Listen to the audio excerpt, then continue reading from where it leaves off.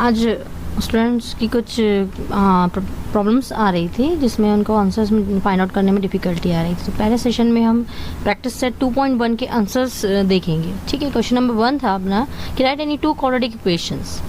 तो उसका solution, any two quadratic equation मतलब अपने इससे आपको कोई भी क्वाड्रेटिक इक्वेशन बनाना है और लिखना है, लेकिन क्वाड्रेटिक इक्वेशन ऐसे होना चाहिए जो पूरे इक्वेशन को सेटिस्फाई करे। Okay, now first is x square minus 7x plus 12 equals to 0।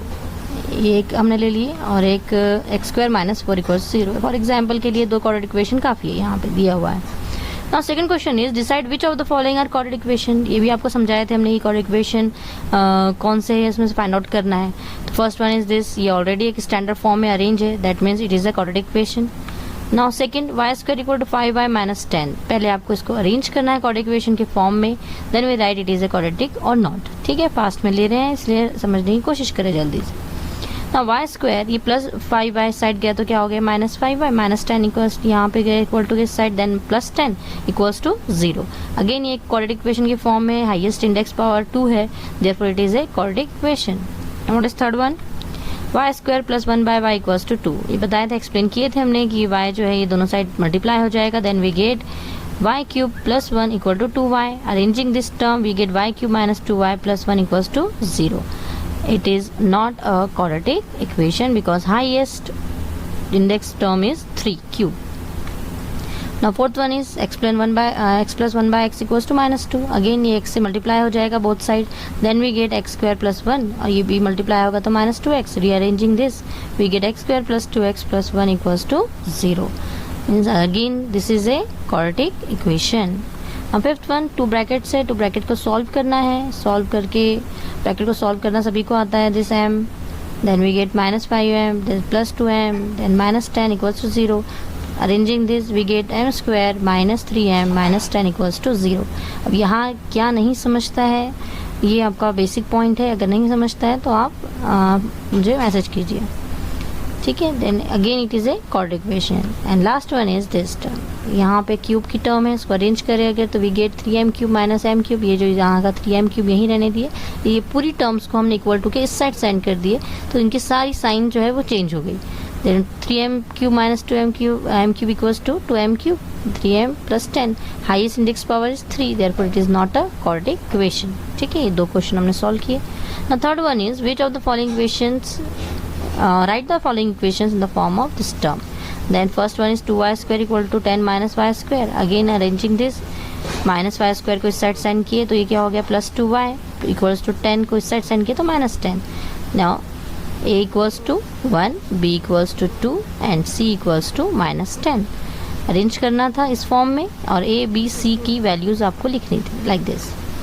Now here x minus 1 whole square equal to 2x plus 1। Again पहले जब तक ये ब्रैकेट ओपन नहीं होगा हम कोई इक्वेशन को फॉर्म नहीं कर सकते।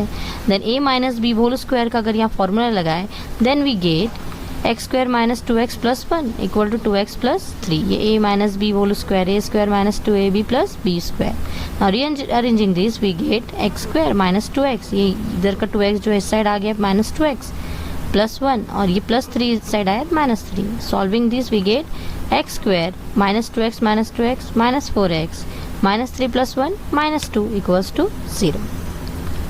Therefore a equals to 1, b equals to minus 4 and c equals to 2 minus 2। Okay, third one is x square plus 5x equal to minus 3 minus x। Again bracket है, इसको सॉल्व करना है। Then we get this term x square plus 5x, bracket open होगा तो ये minus 3, this minus minus get plus 3 plus x। Now ये दोनों terms को इस साइड सेंड कर दो, then we get x square plus 5x minus 3 इस साइड आया तो प्लस 3 और plus x minus x। Now like terms की इक्वेशन इक्वेट हो जाएगा, then we get x square plus 4x plus 3 equals to 0। 5x में से 1x माइनस हो गया 4x। ठीक है, therefore again comparing with this term we get a b c, value of a b c 1, b equals to 4 and c equals to 3। और इस fourth one 3m square equal to 2m square minus 9। Simple है, ये दोनों term को इस side send करेंगे और minus 9 plus 9 तो ये सॉल्व होके क्या बचेगा अपने पास m स्क्वायर। यहाँ पे m की टर्म नहीं है पावर 1 की, तो हम उसे 0 के साथ लिखेंगे, ये बताया था एक्सप्लेनेशन में आपको हमने। Therefore comparing with this we get a equals to 1, b equals to 0 and c equals to 9। Now p into 3 plus 6p, again bracket solve, we get p into 3 3p with b into 6b square equals to -5. -5 को इस side sign करो, उसको arrange करो, then we get this term. Okay, arrange हो गया, compare करो, then we get a equals to 6, b equals to 3 and c equals to 5. And last one, x square minus 9 equals to 13. Simple है, इसको solve किए, 13 को इस side -13 send हो गया. x स्क्वायर x की टर्म नहीं है, स्क्वायर की टर्म है, 1 की टर्म नहीं है, तो हमने इसे क्या किया 0 into x minus 22. Again comparing with this we get value of a, b and c. Got it? अच्छे से चेक कर लो इसको. Now what about next? Fourth number example. Determine whether the values given against each of the correct equation are the roots of the equation. Now, x square plus 4x minus 5 equals to 0. ये दोनों values इस equation को satisfy करना चाहिए. ठीक है, तो एक एग्जाम्पल ले रहे हैं हम. Put x equals to 1. पहले हमें क्या पुट करना है, x इक्वल टू 1 पुट करना है. Then this equation equals to, ये x की जगह हमने रख दी है -1 स्क्वायर, ये sorry +1 square plus 4 into 1 then -5. Solving this term we get 1 square 1 plus 4 into 1 means 4 -5. अगेन 4 + 1 5 -5. This equals to 0. ओके, ये हमें मिल गया 0. Hence x equal to 1 is a solution of the equation. ये आपको बताना था कि इसका जो इक्वेशन है, ये आंसर जो है वो 0 अगर सेटिस्फाई कर रहा है तो वो उसका क्या होगा, solution. Hence 1 is one of the root of that equation. Now second one is to put -1. अब क्या पुट करना है, x की वैल्यू हमें -1. Then getting this equation equals to put value of x we get -1 square plus 4 into -1 -5. Solving this term -1 square, ये बहुत से students की मिस्टेक हुई है होमवर्क में कि माइनस का अगर हम स्क्वायर ले रहे हैं तो वो माइनस माइनस क्या हो जाता है, प्लस. ये बात आप ध्यान में रखिए यहाँ पर. ठीक है, 2-3 स्टूडेंट्स की मिस्टेक्स आई है मेरे पास. तो -1 होल स्क्वायर का क्या हो जाएगा, ये +1. देन प्लस माइनस -4 -5. देखिए प्लस माइनस बहुत ज़्यादा इंपॉर्टेंट है मैथ्स में. अगर आप उसको लाइटली लेंगे तो आपका आंसर्स राइट नहीं आएंगे. तो जो आपको माइनस प्लस पहले ध्यान में रखो कि इसका माइनस साइन है या नहीं है, उसके बाद आगे इक्वेशन को गड़बड़ नहीं करना है उसमें सॉल्व करने में. ना 1 - 4. अब यहाँ पे देखिए -4 है, ग्रेटर नंबर है, इसको साइन का किसकी है, माइनस की. देन 1 - 4 इक्वल टू 3, और ये ग्रेटर नंबर को साइन है माइनस की, तो -3. तो -5 माइनस माइनस होता है प्लस, बट साइन लगती है किसकी, माइनस की, यानी ग्रेटर नंबर की. Then -8.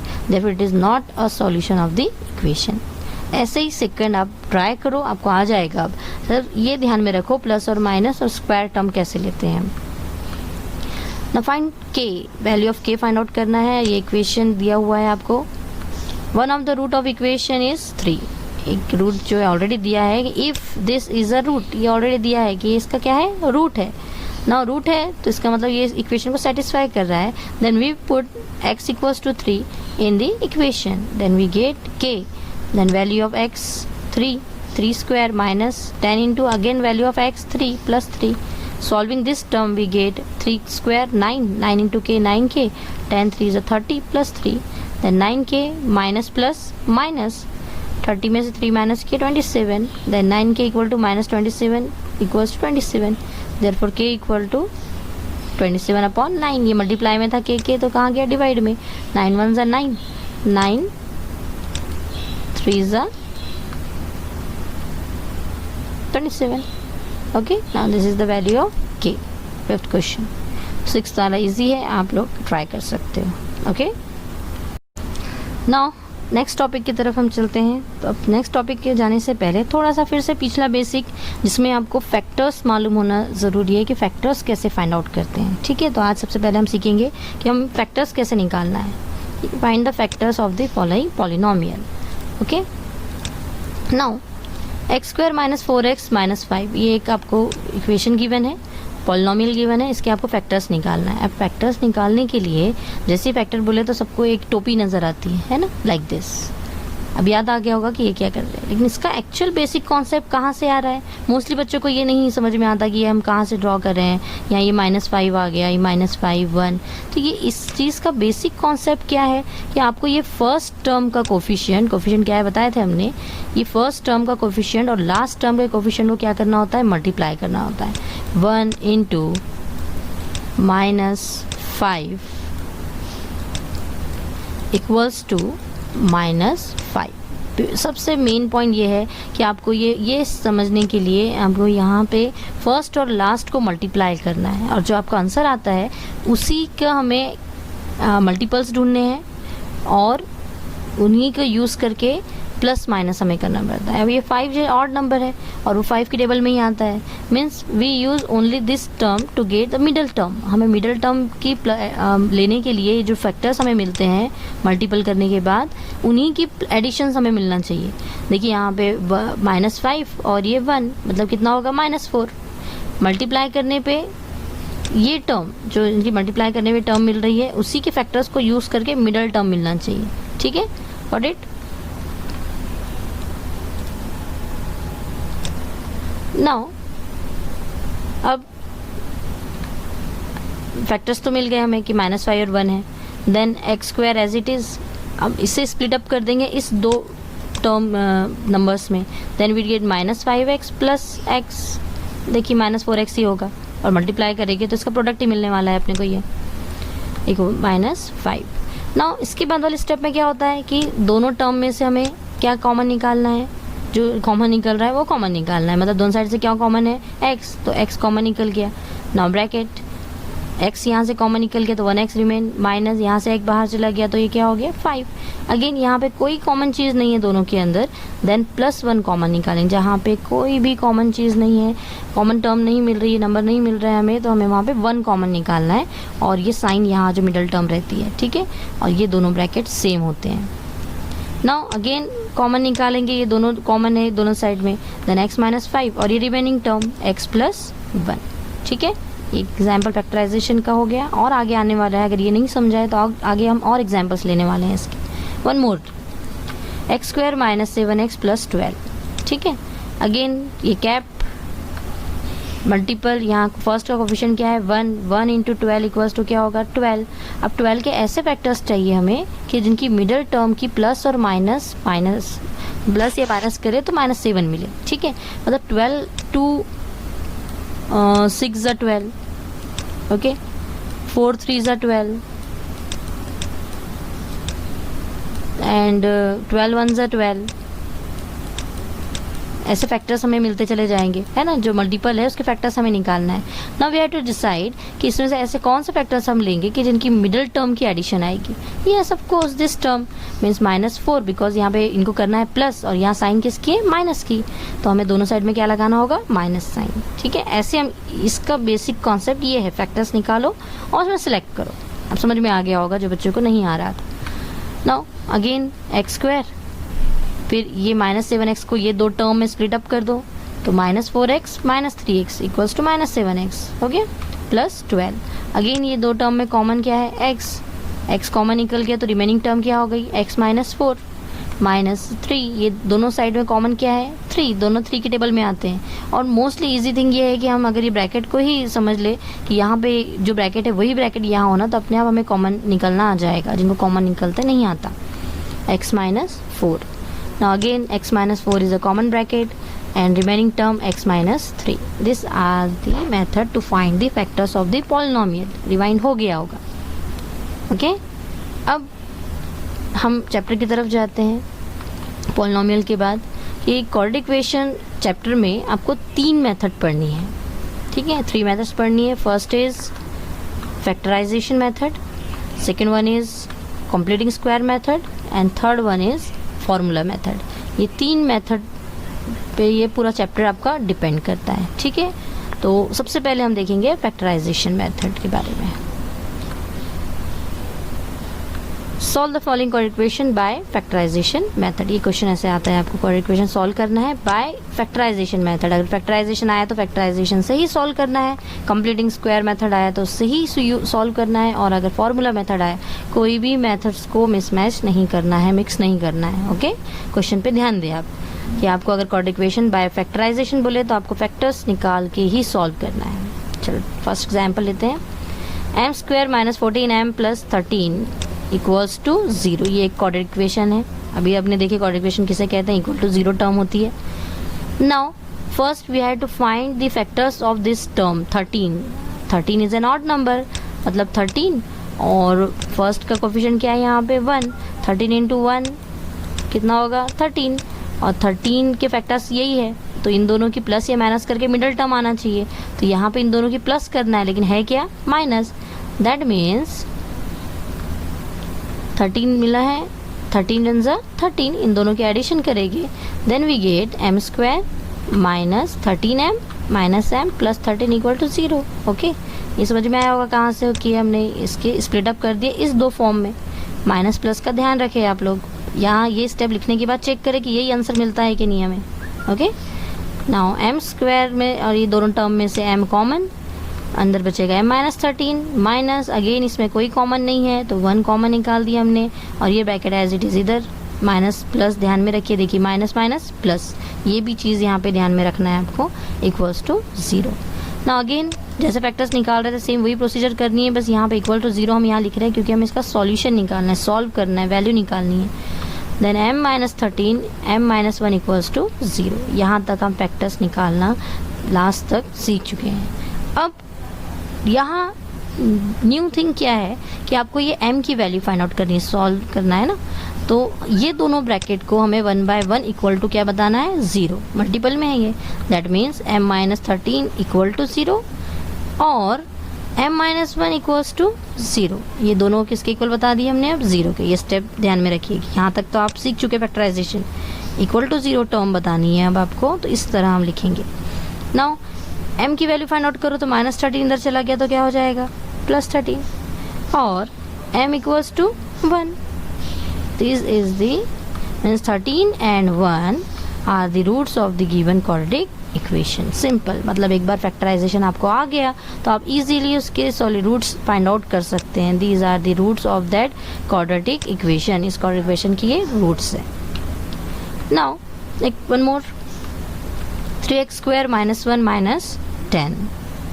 Now this term 3x square minus x minus 10 equals to 0. Okay, now again we have to find the factors. Then factors के लिए ये first term and this last term, 3 into minus 10 equals to minus 30, first term और last term को multiply करेंगे। अब 30 के ऐसे factors चाहिए हमें कि जिनको प्लस या माइनस करे तो माइनस 1 आए। ठीक है, 30 अब कौन कौन से टेबल में आता है वो देखना है आपको।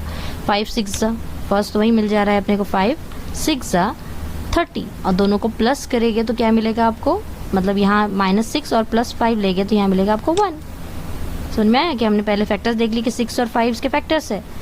नाउ अब दोनों की एडिशन करोगे तो आपको क्या मिलेगा 1, बिकॉज ये -6 है और यहाँ पे +5 है, माइनस प्लस माइनस, तो यहाँ पे इन दोनों का माइनस करें तो क्या आएगा 1, और ग्रेटर नंबर की साइन तो ऑलरेडी है यहाँ पर। ठीक है, नाउ अगेन 3x स्क्वायर, ये माइनस एक्स को स्प्लिट अप कर दी ये दो नंबर्स में, then we get -6x + 5x - 10 equals to 0। यहाँ एक चीज़ और ध्यान में रखें, इतने सालों से हम देखते आ रहे हैं कि बच्चे क्या करें जब नए नए सीखते हैं तो हम ये x भूल जाते हैं लिखना। आप हर एक स्टेप को ध्यान से लिखें, गड़बड़ ना करें तो आपको समझ में आएगा। ठीक है, तो ये x रहेगा तभी इसका कैलकुलेशन करके -x आएगा। सिंपल सी चीज़ है, बताने लायक नहीं है 10th के स्टैंडर्ड बच्चों को, लेकिन फिर भी ध्यान में रखिए। नाउ अगेन इस ये दो टर्म में से कॉमन क्या निकलेगा, देखिए अब यहाँ पे भी नंबर है और यहाँ पे भी नंबर है 3 6, ये दोनों कौन से टेबल में आते हैं 3 के, दैट मीन्स 3 कॉमन है, और दोनों साइड में x भी है तो x भी कॉमन हो गया। अब रिमेनिंग टर्म क्या बची यहाँ से x, और ये 3 से divided by 6 means 2, means x - 2 plus again 5 और 10, इन दोनों में कॉमन कौन सा टर्म है minus plus 5, then again x - 2। अभी काम हमने कि ये जो साइन है वो यूज़ करेंगे आप, equals to 0। Now x - 2 x - 2 both side common, then we get this 3x + 5 and x - 2 equals to 0। यहाँ तक तो फैक्टर्स निकल गए अगेन। अब इसके बाद वाले स्टेप में क्या करोगे कि ये दिस ब्रैकेट इक्वल्स टू 0 और this bracket equals to 0, x - 2 equals to 0। अब आपको निकालनी है x की वैल्यू यहाँ से, तो first we have to write 3x equals to, +5 side जाएगा तो क्या होगा -5, देन x और x इक्वल्स टू 2, यहाँ डायरेक्टली निकल गया है ना। हियर x इक्वल्स टू -5/3 है ना, ये मल्टीपल में था, कहाँ चला गया डिवाइड में। ये स्टेप्स ध्यान में रखिए कैसे हम फाइंड आउट कर रहे हैं। और x equals to 2, therefore -5/3 and 2 are the roots of the given quadratic equation. Now next, 5y square equals to 25y. 5y square equals to 25y. Now first, कोई भी फैक्टराइज क्वाड्रेटिक इक्वेशन को solve करने से पहले we have to arrange it in quadratic equation form, general form में उसे हमें लेकर आना है।